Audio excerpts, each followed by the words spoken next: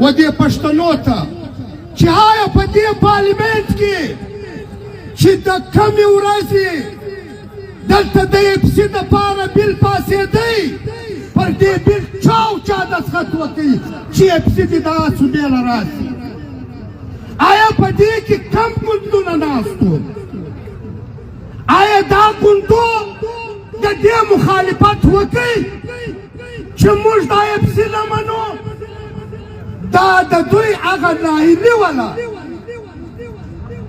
دا هغه ورځ هغه ناهیلي شروع شوله چې اپسي ته اختیارات ورکړو په دې صوبه کې عزیزانو دویمه خبره دا ده چې په دې صوبه کې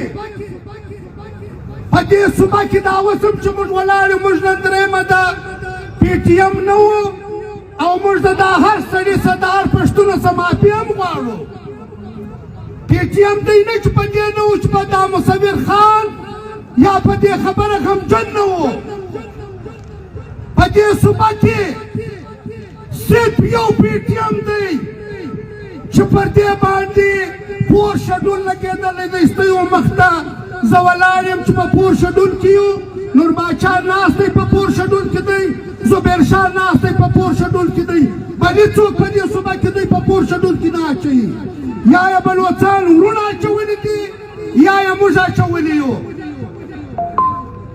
د دې پور شډول دلته به وکیلان ناست دي دا ته په داسې احتجاج کې شرکت هم نسې کولی ته په فاتحه کې هم شرکت موږ د دې نه بیریږو زموږ د پلارو د نیکه تاریخ خلکو ته معلوم دی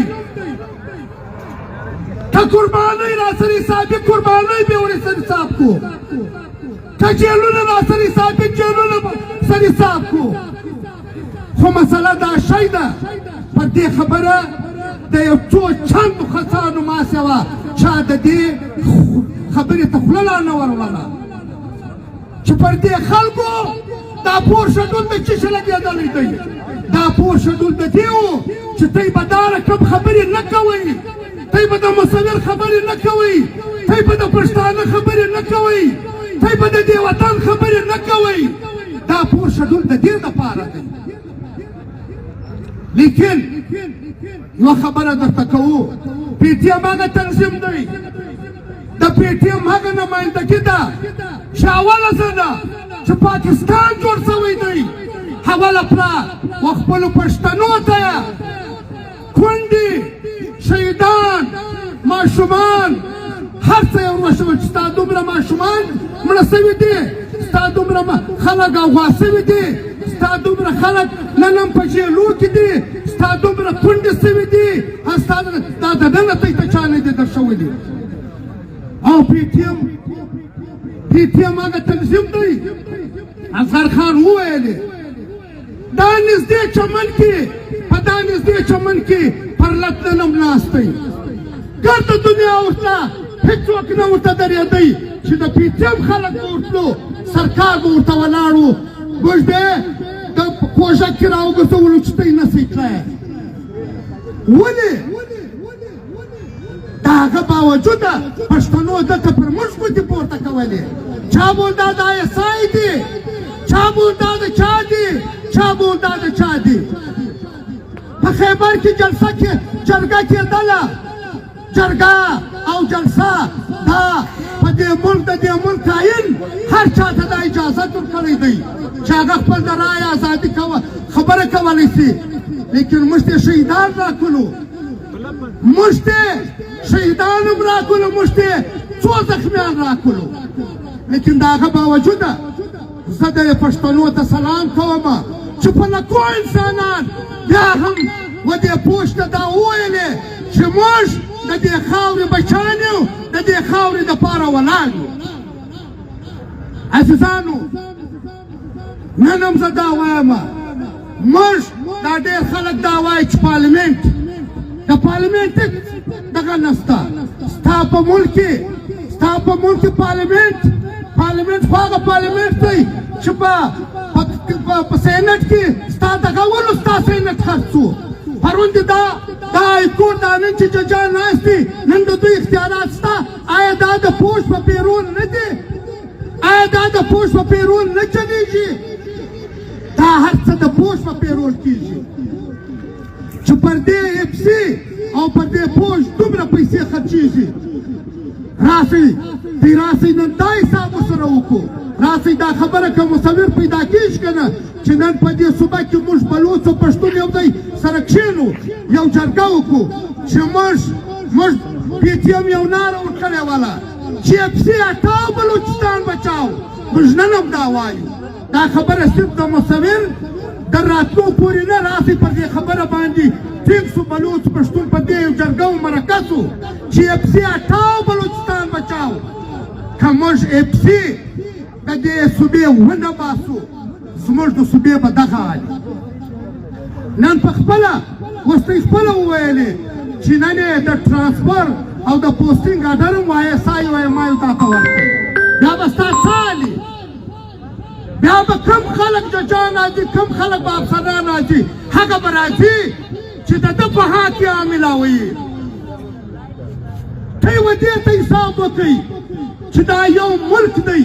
په دې ملک کې هر لیډر هرې صوبې ته تللی سي.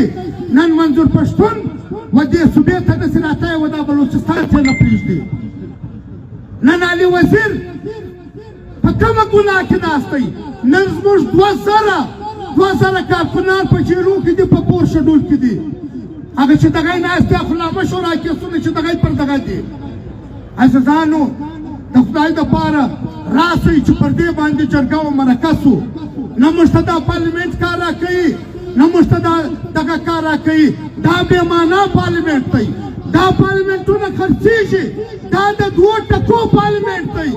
او دا چې کوم های کورټ دی دا های کورټ په خپله دغه هېڅ معنا نه لري. دا هېڅ معنا دا های کورټ یا دا سپریم کورټ د دې هېڅ دغه نشته. که دلته په خپل ځان کې یو قوت نه کې پیدا. دا خو هغه ملک دی چې په بابړه کې یې 600 کم زیات شهیدان ورکړل. لیکن د هغه باوجود یې په پښتنو ته دا شهیدان ورکول. دا دوی به دا د ګولۍ پیسې جمع کوئ بیا به خپل شهیدان بیایاست. شهیدان چې زموږ شهیدان یې موږ ته نه راکول د بابړې غږ. دا رقم د عثمان کاکړ حساب د دننه سوی دی. ستا په دې وطن کې حول بم د ماکفر خان شهید سوی ده. د نن یې کاتب نیول سوی دی. دا رقم په درجنو هرمان ولی مرسو چا حساب کړی دی. د عوامي نشل پارټۍ په خیبر پښتونخوا کې 3.5 انسانان مړه شولو چا یې د ننه پورې یو قاتل نیولی دی. دا د دې فوج لاس چې دی زموږ په وینو سور دی. دا د پښتنو په وینه لاس سور دی. دا چې تر څو پښتانه یو نسي او پر یوه ایجنډا باندې موږ یو نسو عزیزانو دا تر هغو پورې موږ خپل هغه مقصد ته نسو رسېدلی. هغه خلک هم نن د پارلمنټ خبره کوي چې علي وزیر او محسن داوړ ته به بیک به برباد کوي. خبرې جواب دغه به نه ورکوئ خو دغه ته به نه پرېښول. دا پارلمنټ څه زه توقع وساتم او د دې پوه څه زه توقع وساتم چې دا د پرون د پورې دا پارنایي کې د کم دغه دی په شاره کې کم دغه دی. د دې څه زه توقع وساتم چې هر ځای په غلا کې دوی نیول سوي. د دا څه او پولیس خو داسې دي. د پولیس خو داسې هېڅ معنا نن نشته. پولیس خو نن داسې په دې حساب کې راځي نه. لیلیس خو داسې په دې حساب کې نه راځي. نو د دې دپاره دوی چې هر لای عمل وتړئ. پی ټي ایم د دوی سره ملګری دی. پی ټي ایم که دوی روډونه بندوئ روډونه درسره راوځي. که دوی بازارونه بندوئ په بازارونو کې سره ملګري چې دوی هر سخت احتجاج کوئ. پی ټي ایم د دې قام د دې ولس سره ملګری دی. پرون هم ملګری و نن به هم ملګری سبا به هم د دې قام خبره کوي. که د پی ټي ایم ځوانان مري هم که د پی ټي ایم ځوانان جیلول هم دي. پی ټي ایم به خالد مصور پر خبره نه د پښتانه قام د دې وطن پر هره خبره باندې به دی خپله ناره وربغاره کوي. وسلام.